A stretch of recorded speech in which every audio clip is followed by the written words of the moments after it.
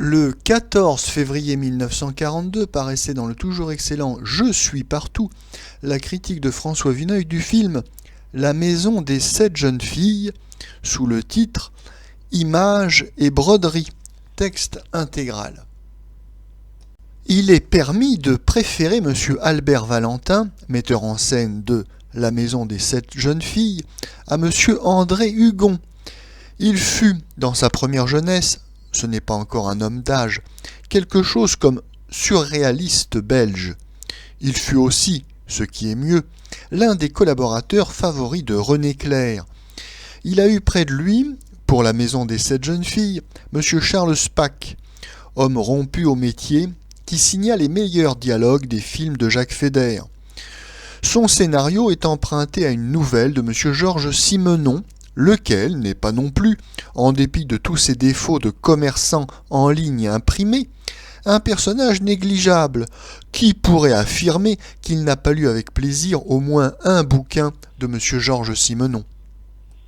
Voilà donc une équipe qui se présente à nous sous un jour assez favorable. Pour le film qui est son ouvrage, j'ai quelque peine à en dire du bien ou du mal. Il se situe un peu au-dessous des romans de Delhy, très exactement au niveau de la semaine de Suzette. Qui aurait pu prévoir un semblable terme au surréalisme belge ? Nous pourrons dire que nous aurons eu sous les yeux la galerie complète des plus ahurissantes métamorphoses. Nous aurons vu les disciples de Maldoror et de Sade œuvrer pour les patronages. Monsieur Aragon chausser les culottes de zouave de Déroulède. Monsieur José Germain, national-socialiste. Monsieur Abel Herman, anglophobe. Sans parler de quelques super-fascistes archi-munichois, anti-bolchevistes à tout crin, que vous connûtes peut-être aussi bien que moi, qui sont passés au gaullisme et au stalinisme virulent. Et nous sommes encore quelques-uns, au milieu de ceux-là, qui portons malgré tout notre tête sur nos épaules. Nous y avons, je commence à le croire, un mérite que nous ne soupçonnons pas, mais c'est nous qui finissons par avoir l'air de monstres. Pour en revenir à la maison des 7 jeunes filles, je conçois fort bien que ce genre d'article soit fabriqué pour une assez vaste clientèle de pensionnats comme il faut. La marchandise est remarquablement adaptée à cet usage, ce qui la distingue déjà d'un certain nombre de détritus rafistolés à la diable par les usines du cinéma qui, dans un commerce normal, ne devraient pas trouver un seul preneur. Ce que j'admire, c'est qu'un public adulte, comprenant même une forte majorité de mâles rassis, décorés et pleins de gravité, ayant des idées, ou tout au moins l'assurant, sur les talons or et l'organisation professionnelle, se précipite à des spectacles rigoureusement destinés aux petites filles du certificat d'études. J'ai vu, l'autre été à Vichy, dans une salle écartée du parc, un général attentivement plongé dans Ric et Rac. Quand je l'ai dit, on a fort hésité à me croire, en dépit de ce que nous savions tous sur les généraux. Si l'on voyait un majestueux quinquagénaire portant la dignité de plusieurs conseils d'administration et la plaque de commandeur acheter le cri-cri à son marchand de journaux, on éclaterait de rire. On ne trouve pourtant rien d'invraisemblable à ce que le même monsieur vienne faire ses délices d'un film qui forme le pendant de cette littérature enfantine.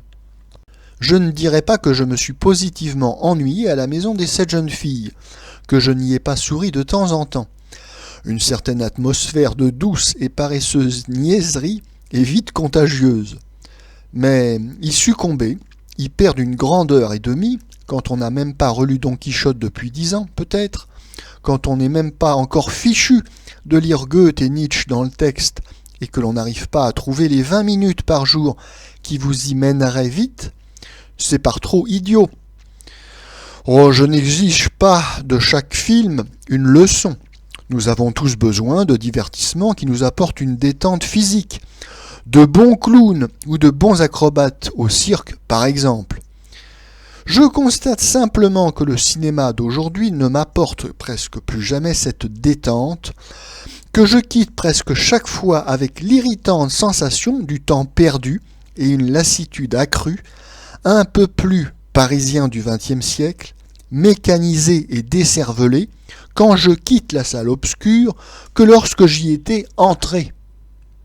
On voit dans La Maison des 7 jeunes filles M. André Bruneau, M. Jean Tissier, M. Jean Paquis, Mme Marguerite Deval, qui font honnêtement ce qu'ils ont à faire. Je me demande ce que je pourrais bien dire d'autre sur eux. L'interprétation du film appelle une seule remarque d'un ordre un peu général. Comme son nom l'indique, on y voit 7 jeunes personnes. Elles sont inégalement jolies. Il en est au moins une de charmante, pour mon goût, que l'on me permettra de taire, car il se peut qu'il soit tout à fait subjectif. Mais elles se ressemblent toutes par une absence regrettable d'entraînement au métier qu'elles font, et où elles aspirent sans doute à briller.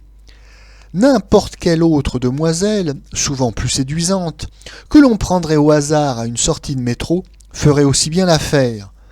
Le fâcheux est que ces jeunes Parisiennes, lorsqu'elles sont devant la caméra, essayent de suppléer à leur inexpérience par des minauderies, des frétillements, des sautillements, des pia-pia-pia, qui appartiennent plutôt au répertoire des marionnettes. Il se peut que ce soit un effet de leur timidité, que le naturel vienne justement par le métier. Ce naturel manque en tout cas 9 fois sur 10 aux demoiselles du cinéma français. Leurs petites simagrées leur ôtent toute la fraîcheur qui pourrait être au moins leur apanage.